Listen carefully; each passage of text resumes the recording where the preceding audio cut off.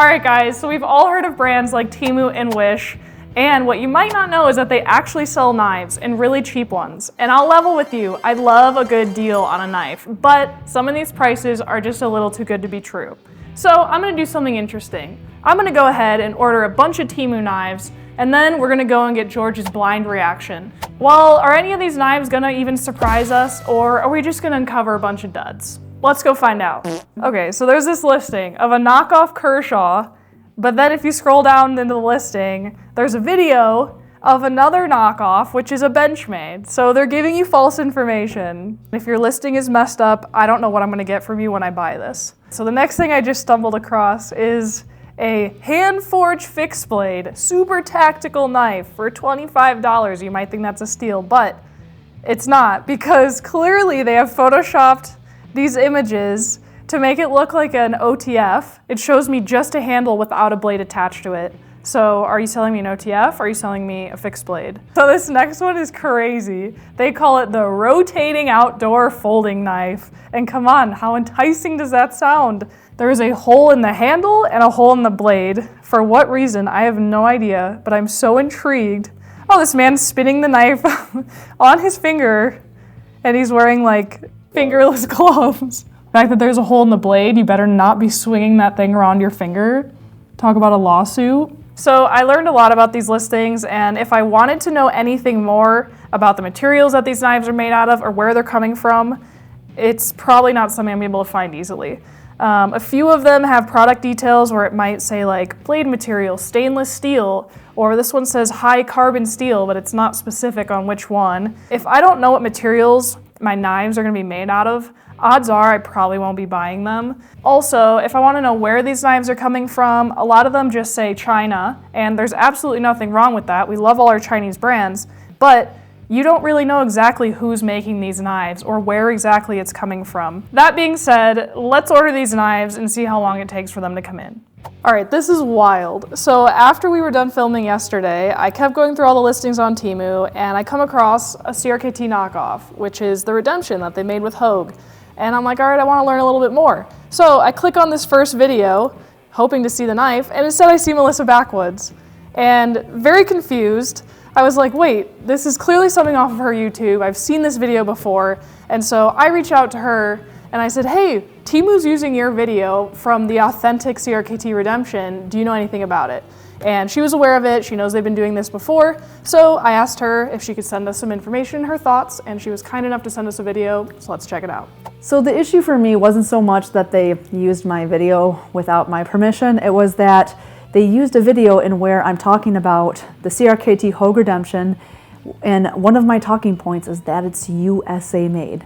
And clearly they're selling a non-USA made knife. So at that point, it's just straight up, they're just straight up lying to the customers. It's pure false advertisement, and it's taking advantage of people who don't have a deep enough knowledge about knife collecting to know that you can't get a USA made folder for $23 like they were selling it for. So that's really what bothered me, just taking advantage of people who might not know about knife collecting and trying to sell something as a USA made product when it's clearly not. Okay, so the Temu knives finally showed up. It took about 2 weeks for them to all get here, which isn't terrible, but they all came in 7 different packages. So if you're ordering anything, I'd say over 3 items, you're gonna have a pain to deal with. We had about 30 to 35 emails be sent in since the beginning of our order, and each one had a separate tracking number, so it was really difficult to decide where these were gonna end up and when. Aside from that, one of the products actually showed up as a different item than the description told us. More on that later though. Now that all the knives are here, I'm super excited. I've checked them all out. I think it's gonna be interesting. Let's go see what George has to say. A few moments later. All right, guys, so I am back here with George finally, and you get to see some knives. Are you excited? I'm really excited. I've heard a lot of people around the office talking about them, but everybody's like, don't look at my screen, don't look at this box. So today's the day I get to see the knives. I'm very pumped. All right, good. I'm excited. I've looked through them, as I've told you guys earlier, and I think there's some interesting ones. So let's start out with the first one. This reminds me of something. Is there a Civivi model that kind of has a handle that kind of looks like this? I'm sure it could be a knockoff of something. Oh my goodness. Because there are tons of knockoffs on Temu. I mean, the action's pretty smooth, but it also has like no detent. Exactly. Dangerous. So earlier, Jacob was out there with this knife. He was able to flick the knife open, just holding the handle and not needing... Like that doesn't need That is anything. terrifying. So like you can wrist flick some knives by like flipping them around, like giving a really good snap, but like, No, oh, that's no. so bad. That's so loose. Like that'll open in your pocket and cut your pants open. This is a pretty big knife too. Right. Well, and if I can't trust it to stay closed, why should I trust it to stay open either, right? This feels really heavy too. I'd say it's at least a 3-pound knife. It's certainly not, aluminum or titanium. Yeah, I think that's it's just probably steel. Like these colors, like I know that you can kind of get that bronze and blue with an anodized titanium, but do not be fooled. This is not titanium. No, it's clearly not. All right, this next one, I think is the wildest one of the group. It even comes in a fun little pouchy. Oh, a little pouchy. This thing reminds me of a Schrade, almost like in its design.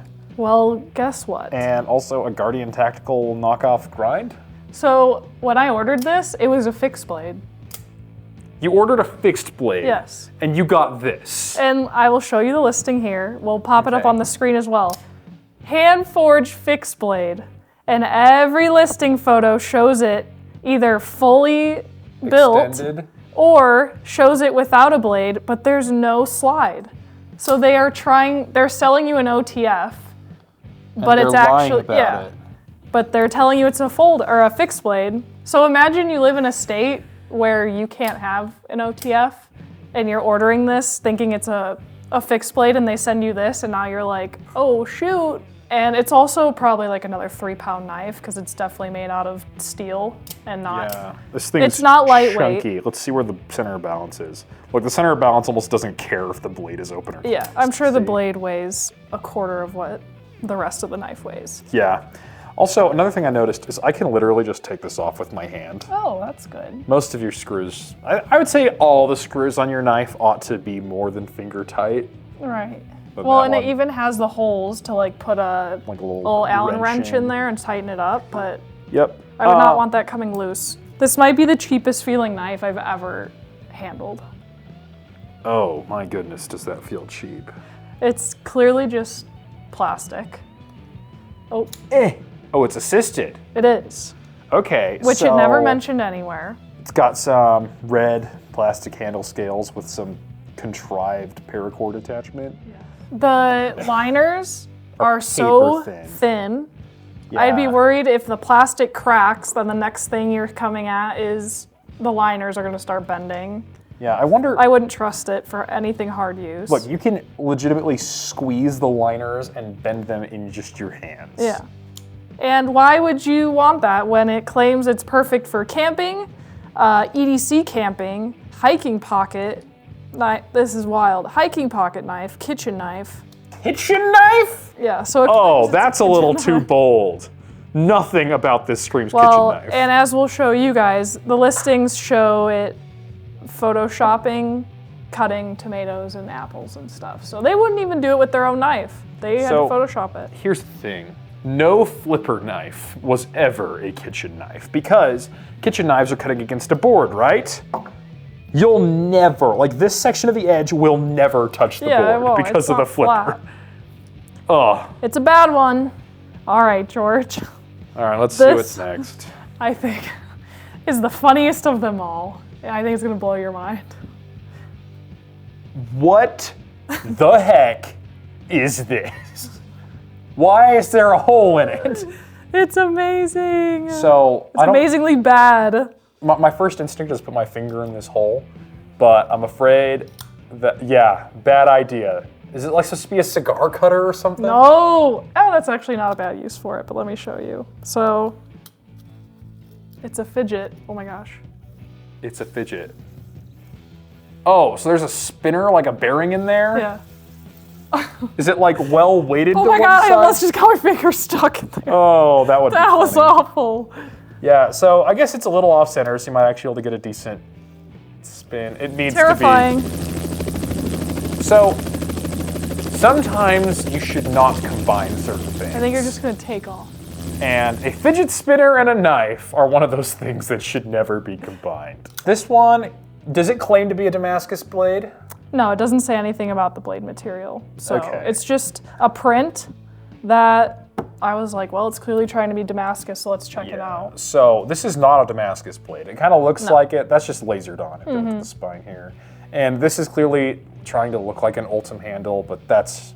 Well, can we like, it's clearly like a cheap toy plastic. Yeah. All the these- way down to the lanyard hole in the back. Yeah, this is a Fisher-Price knife if I ever felt one. And then the liners are comically thin. Now I kind of want to... George? This is great. No. Nobody let my boss watch this. Please stop, I'm out of here. A hole in your blade is not inherently a bad thing. In fact, every folder already has one for the pivot, but it makes a bit of a weak spot. Now, Spyderco goes to great lengths to make sure that theirs are tall enough up off the blade and all these other things to maintain strength. Yeah, exactly. They are not doing that here. This is like 3/4 the width of the blade right down the middle. Like, I'll bet you if I pushed right here, you would already see it bending. Actually, I just feel the handle bending in my hand. This knife is so bad. This is the last knife I have for you. Okay. So I originally thought, that's maybe a micarta handle, but like, if that's micarta, that's the sharpest micarta I've ever felt. And if you look really close up in here, you might be able to see some layers, but I think those might be 3D print layers and not layers of micarta. And like, it doesn't sit quite flush right here. You can see how this little edge hangs over. That's impermissible in a knife, in my opinion. Right. Also, I don't know what is leaking out of this knife onto my hand. It is... Does it smell? Ugh. I'm sure it's gross. Ugh. Yeah. But I don't like this one because, again, they're misleading you, right? So it says ideal for camping, hunting, and everyday use. Camping essentials, textured grip knife, stainless steel blade. Perfect gift for outdoor enthusiasts. I don't think I would take this outside. Yeah, and the sad part is like this does not reek of any other knife. I don't feel like it's a knockoff. Yeah. And this design has potential. If Right. they executed it well, I would probably carry this knife. It's got a nice thin blade. It has a nice tall flat grind. I imagine it'd be pretty slicey, but it's got really late lockup timing, which leads to ever so slight amounts of block rock. Yeah. And this handle that for some reason keeps glooping all over my hand and I'm not into it, and a giant pocket clip that is not reversible. It's in a bad spot too. Yeah, like it had potential. Yeah. It just was not executed well. And you know, there's just a few like machine work deficiencies, I would say, like the way they milled out that hole in the plastic. It leaves like Oh, a wait. sharp edge. This is a reversible pocket clip, so you can reverse it from this third worst position to the second worst position, unless you're a lefty. Oh, onto the show So side. lefties are the only ones who actually get a decent carry option. So this knife is not good. Yeah. I feel We can agree. I feel like we're good saying that. And while this knife isn't I gotta wash my hands immediately after that. There's something nasty in that knife. But the moral of the story is, I dislike Temu knives because all of them are poorly executed. You're never gonna get a good one. And many of them are blatant knockoffs of actual knife makers. And I will not support intellectual property theft of any variety. Yeah, and I agree. I mean, this was a fun thing to try. I'm glad we were able to see the other side of the knife industry and what's going on. I think they're important things to note, absolutely. Like, you want to know where your stuff's coming from, you want to know it's reliable, and you want to know that it's coming from good people. And so I think we learned these lessons, and now we just gotta continue trusting what we already know. Yes, and if there's one thing you should trust, it is that here at Blade HQ, we have a lot of people like Sarah and I who actually like knives, who even think about them after we go home at night. And we know our stuff, and we supply only good knives. So if you want to make sure you get the OG or the actually good thing, just go to bladehq.com. That's where you're going to get the good knives. Yes, exactly, George. And for all you guys watching, thank you for tuning into this. We hope you learned something, but also found some entertainment with it. If you like stuff like this, please like, comment, and subscribe to Blade HQ for more knife content, and we'll see you on the next one. Quit knife shopping at Temu.